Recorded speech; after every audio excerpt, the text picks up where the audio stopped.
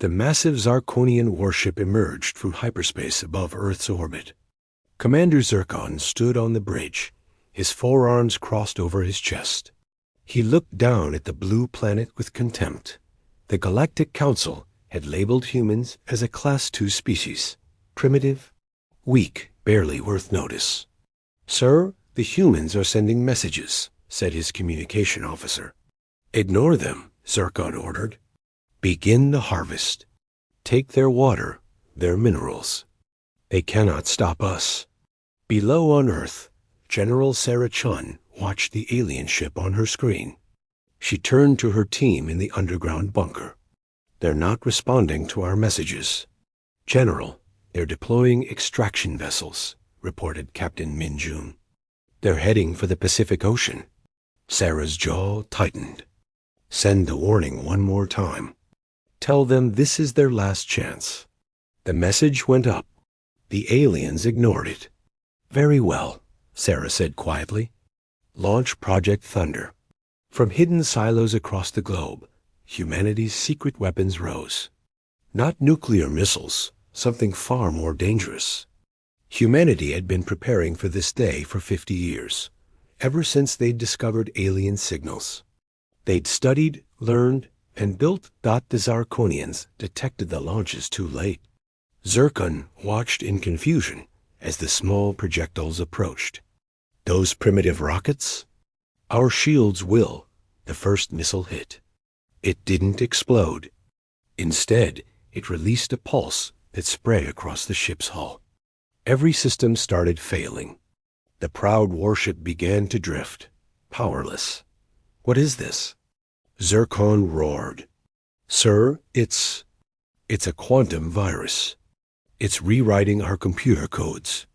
All systems are failing." On Earth, Sarah allowed herself a small smile. Phase 1 complete. Launch the boarding pods. Within minutes, human soldiers in advanced exosuits were cutting through the Zarkonian hull. Led by Commander Jung-hoon, they moved through the ship with practiced precision. The aliens, so dependent on their technology, were helpless without it. Jung-hoon found Zircon on the bridge. The alien commander, despite being 2 feet taller and having 4 arms, looked afraid. You're supposed to be primitive," Zircon stammered. "We are," Jung-hoon replied. "We're also survivors. And we don't take kindly to bullies." Asterisk news of the Zarkonian defeat spread through the galaxy like wildfire.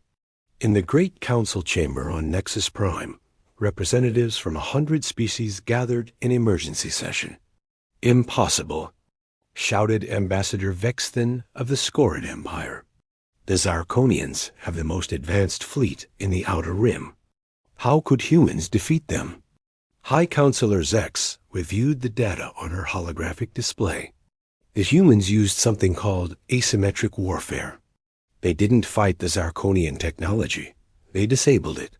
"Then we must act quickly," said General Nergath of the warrior caste. "If humans can defeat one ship, we must show them the power of a united galaxy. I propose we send a demonstration fleet."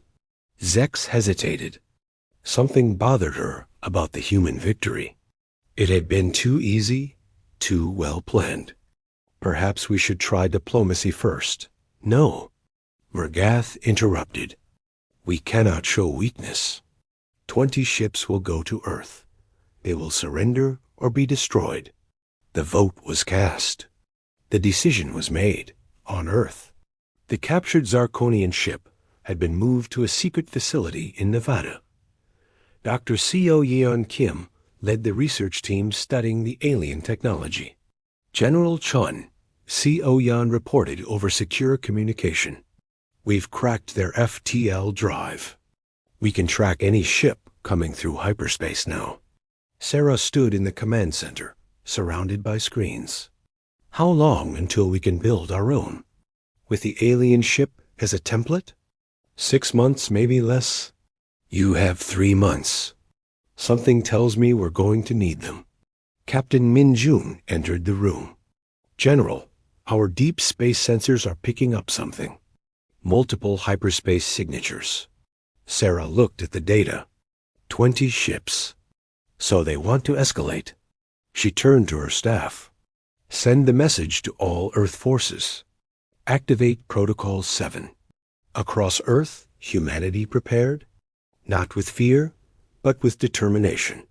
They'd been the underdogs throughout their entire history. They knew how to fight when outnumbered. Part 3. The demonstration, 770 words. The Galactic Council. Fleet emerged from hyperspace in perfect formation. 20 ships from different species, each representing the military might of their civilizations. Admiral Krell of the Dominion flagship opened communications. Humans of Earth, you have attacked a peaceful vessel of the Galactic Council. Surrender immediately or face the consequences. In Earth's command center, Sarah Chun looked at her team. Peaceful vessel? They were literally stealing our oceans. She activated the CUM system. This is General Chun of Earth Defense. The Zarkonian ship attacked us first. We defended ourselves. We seek no conflict with the Galactic Council. Your words mean nothing, Krell responded. You will surrender or be destroyed. You have 1 hour.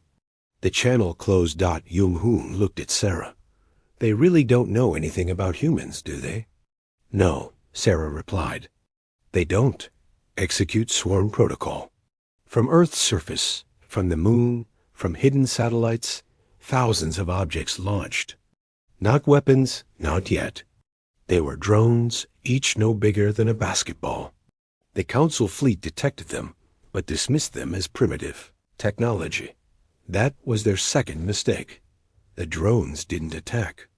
They observed. They scanned. They learned.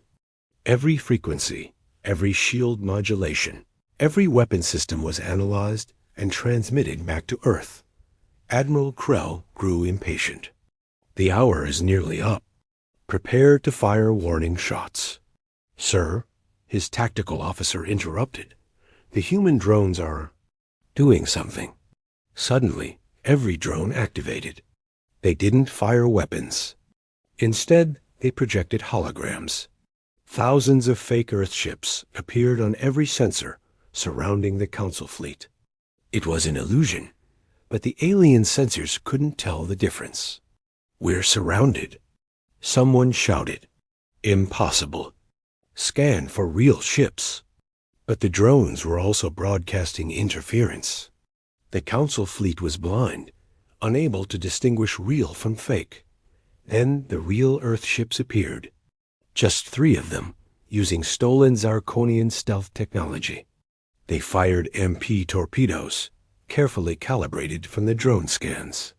One by one, Council ships lost power. Admiral Krell watched his mighty fleet become helpless. This is impossible. Humans don't have this technology. A new voice came over the CUM. It was Dr. C.O. Yun. Admiral, humans have something better than technology. We have creativity. We have the will to survive.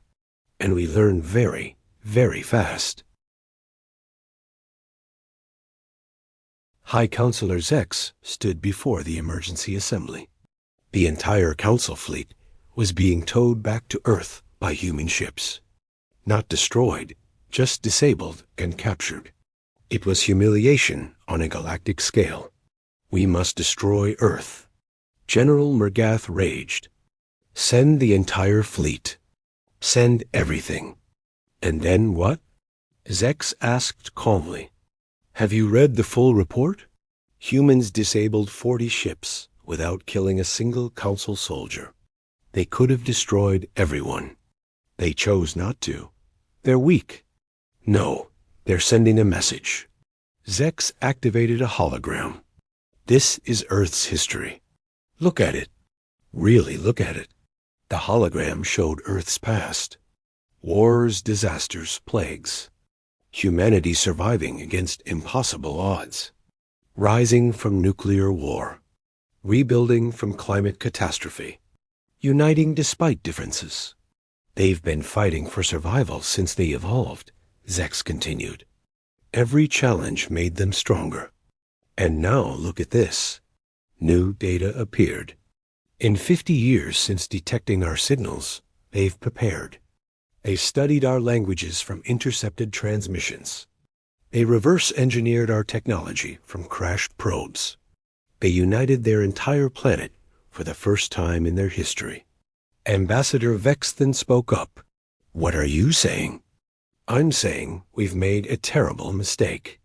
We classified humans as weak because they were divided, primitive. But that's not weakness. That's potential. And we just gave them a reason to reach that potential. On Earth, Sarah Chun met with the captured alien commanders. Zircon was there, along with Admiral Krell and others. They sat in a conference room that could have been in any Earth office building, except for the view of the Rocky Mountains outside. You could have killed us all, Krell said. Why didn't you? Sarah poured herself coffee, then offered some to the aliens. Most declined, but Zircon accepted, curious. Because, Sarah said, humans have learned something from our history. Destroying enemies creates more enemies. Showing mercy creates possibilities. You want something, Krell accused. Yes, we want to trade. We want to learn. We want to join the galactic community as equals, not as subjects. Zircon tasted the coffee, his 4 eyes widening. This is actually quite good. Sarah smiled. We have much to offer. Music, art, food, different ways of thinking. And yes, our military capabilities. But we prefer to share the first 3. 6 months later, the Galactic Council convened again. This time, a human delegation was present. Ambassador Chun, Sarah had accepted the civilian role, stood before the assembly. The council recognizes Earth, High Counselor Zex announced. Classification, strategic partner. Military advisory status, critical. The chamber erupted in discussion. Never before had a species jumped from Class 2 to strategic partner. It was unprecedented. General Murgath stood. I opposed this. I attacked Earth, but I now support this decision. He turned to the assembly. Humans defeated our best technology, not with superior weapons, but with superior thinking. They could be our greatest enemy or our greatest ally. I prefer ally. Sarah stood to address the council. Earth accepts this partnership. We offer our strategic knowledge to the council's defense. In return, we ask for technological exchange and free trade. Agreed, Zex said. But the council has one question. Your military capabilities evolved from constant conflict. Now that Earth is united and at peace, will you maintain that edge? Jung-hoon, now Earth's military attaché, stood beside Sarah. Counselor, humans don't train for war because we love fighting. We train because we love what we protect. That will never change. A year passed. The galaxy was at peace, but it was a different peace. Human strategic advisors were stationed throughout council space. Their unconventional thinking solved problems that had persisted for centuries. The Scorid Empire was facing rebellion. Human negotiators, led by Minjun, helped broker peace by finding common ground no one else had seen. The Zarkonians faced an energy crisis. Dr. Seo Yan and her team introduced fusion technology adapted from Earth designs, solving it within months. Pirates threatened trade routes. Human patrol ships, small and fast, ended the threat using guerrilla tactics that larger council ships couldn't employ. Zircon, now an ambassador himself, visited Earth often. He'd developed a taste for coffee and had become friends with Jung-hoon. They stood together at the newly built Earth station, watching ships from 100 worlds coming and going. You know, Zircon said, the galaxy spent centuries classifying species by their technology level. We never considered classifying them by their potential. What would you classify humans as now? Jung-hoon asked. Simple. Do not challenge, Zircon paused. But also, definitely befriend. In the council chambers, Zex received reports from across the galaxy. Crime was down. Trade was up. Conflicts were being resolved without violence. The human influence was spreading, not through conquest, but through cooperation. Ambassador Vexton approached her. Did you foresee this when you voted to recognize Earth? No, Zex admitted. I thought we were avoiding a war. I didn't realize we were gaining teachers. Teachers? Yes. Humans taught us something we'd forgotten in our technological advancement.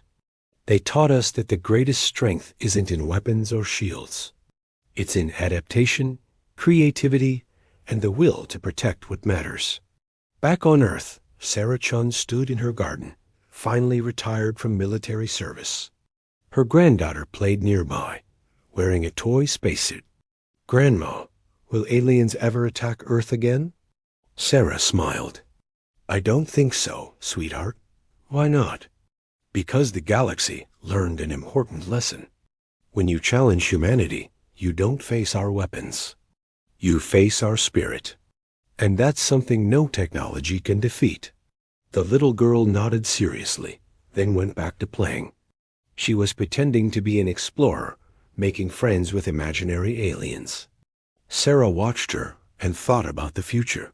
Humanity had spent millennia fighting each other, learning every form of warfare, every strategy, every trick. Now, they used that knowledge to protect peace across the galaxy. It was ironic, perhaps. The species that had nearly destroyed itself countless times had become the guardian of galactic stability. The galaxy had indeed learned, do not challenge humanity. But more importantly, it had learned something else. Humanity's greatest victories came not from winning fights, but from turning enemies into allies. And that, perhaps, was the most human trait of all. Epilogue 5 years after first contact, Earth hosted the first Galactic Peace Summit. Representatives from every council species attended. The location was symbolic. Hiroshima, Japan, rebuilt from nuclear devastation into a city of peace. High Counselor Zex stood at the memorial. This place represents humanity's journey, from destruction to renewal, from conflict to wisdom. Sarah Chun, now elderly but still sharp, stood beside her. We learned the hard way that strength without wisdom leads to ruin. Now we share both with the galaxy. The summit was a success. New alliances were formed, trade agreements signed, and at the center of it all was Earth, the little planet that had surprised everyone. The galaxy had learned its lesson well.